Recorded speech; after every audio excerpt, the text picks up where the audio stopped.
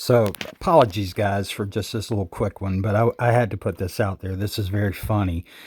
Ken's been out this morning raging again, and he's trying to lie to folks and tell them that there's no videos behind any of my products. He can't find them out there anywhere.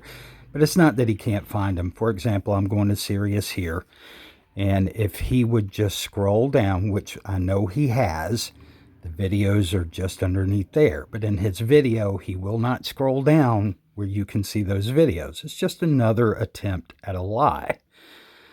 So I'm going to show you here. I think so. This is Sirius A.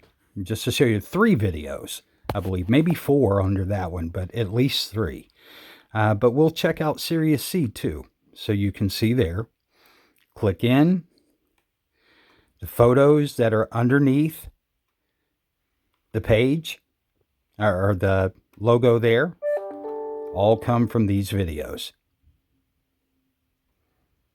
And the videos, as you can see, are all directly underneath the product specifications.